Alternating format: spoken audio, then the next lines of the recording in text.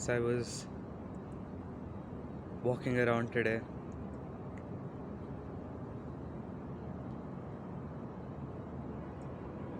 and such a trip to walk around a place that you don't know, like things are to be found. There is a sense of discovery, searching. So yeah, just walking around.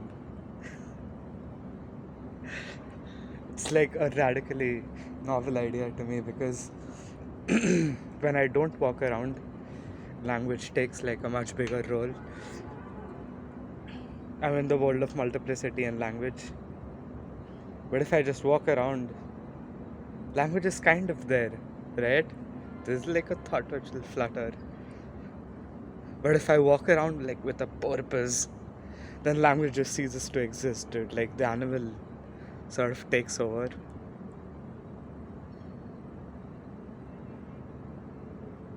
And then it's like very primal, walking around with a purpose. Very primal. So I just walked around and I found like this crescent shaped leaf. And the moment I looked at that crescent shaped leaf on the ground, I was like, fuck yeah, I'm gonna pick it up. And I picked it up, right? And then I was like, I just had it in my hand for like a couple of seconds. And then I remembered, oh shit, look, there is this bird which is moving around. And it shook its tail and wings and took a little jump. Yeah, things are like fucking moving around, dude. And yeah, so I found that crescent fucking wing thing and I turned it into, you know what? I'm just gonna add the picture to illustrate like non-movement as well.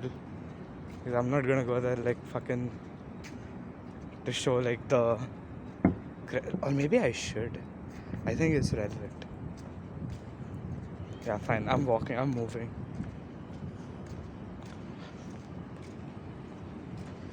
And just movement, like this is like tiny movement, like a bigger form of movement would be travel.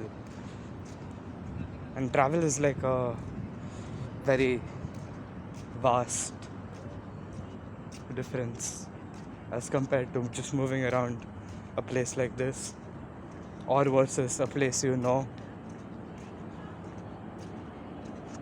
Like I shifted from Pune to Delhi and I knew Pune, so moving around Pune was like fucking straightforward, algorithmic.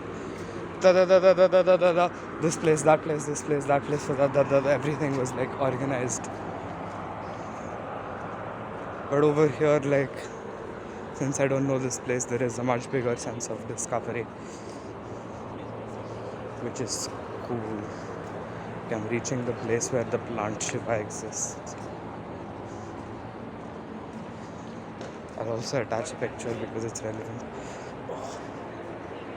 Oh yeah, the crescent leaf is here. I hope that captured it.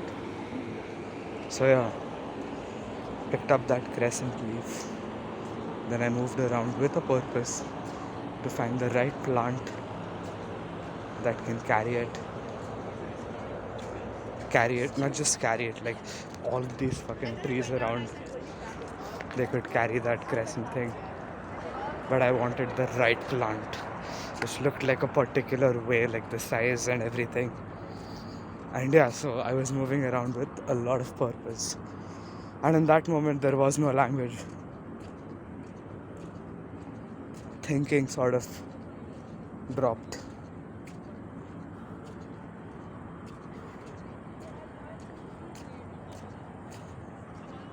This is tiny movement. There is like larger travel. There's so much to fucking explore in this world. Holy shit. And really understand.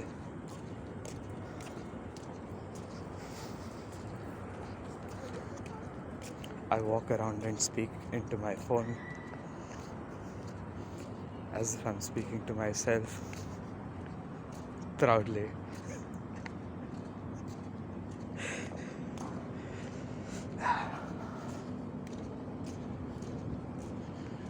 And then there is like, and if I sit in one place, right, as opposed to movement, if I sit in one place, the presence of language becomes a lot more heavy. And when the presence of language is heavy, like, it creates like so many forms, dude. So many fucking forms. And in the larger like travel, like the whole language is fucking different, dude. So it makes me question just movement. Like, understanding language might be one part of cognition, but it has to be within a context of movement. It's something that I saw like in one of those projects, like this big fucking, there's some professor in this big university. What was it called? Something human banana project. Yeah, whatever the name was. But yeah, the guy was trying to understand how babies pick up language, and he realized that it's in specific places words are born and they exist. Like, the baby learned how to say water in the bathroom or maybe in the kitchen, and it did not use water as much after it learned it in other places. It's a baby, right? So babies are constantly, water, water, water, that's what they're doing. So yeah, that illustrated the role of movement, but from a baby to an adult, the scope of movement changes a lot, and I'm not sure if I should use the word complexity of language, but let's just say our lexicon also becomes bigger.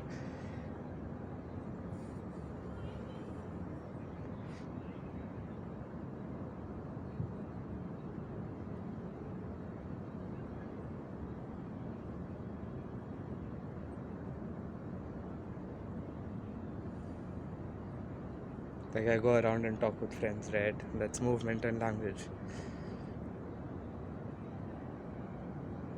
When I sit in one place and talk to someone, that's no movement and language.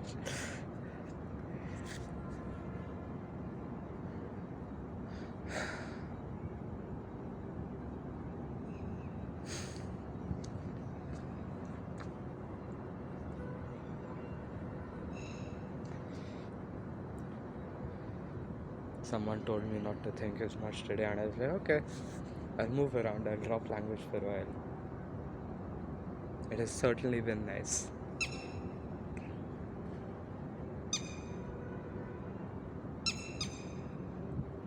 Yeah, this is such a foreign territory, because I have obsessed over language for the past 2 years. I've obsessed over it. But now if I couple it with movement, my paradigm falls. Paradigm, like, the world I built is not big enough to contain the whole world.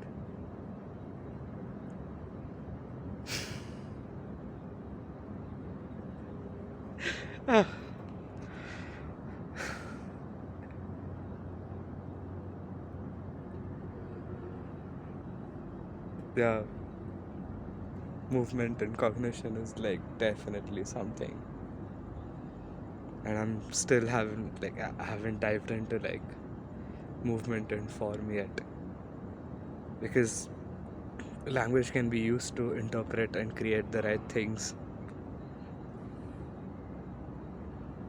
right? Place the right things in the right places. Like, things that occur out of language always come out as multiplicity, but they have to be, like, if you're just sitting in one place, it has to be placed well. But if I'm moving, it does not have to be placed at all. just fucking falls with the movement, and it's pretty fucking lit.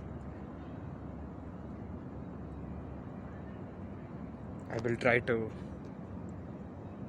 add. I would love to like look at movement and language now, not just language.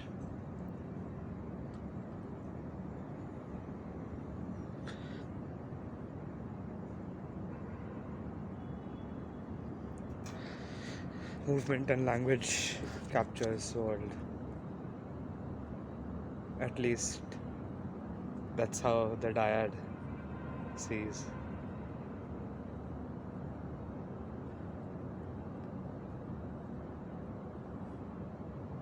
Which is nice. It's good to have like a much broader perspective on life.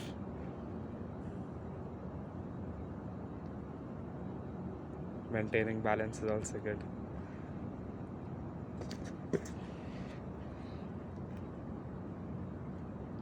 Yeah, see, like I speak so much in these videos, creating like abstract systems, like very intricate ones sometimes, which is beautiful in its own way. But yeah, I moved around a lot, dude, so I just don't have much to say.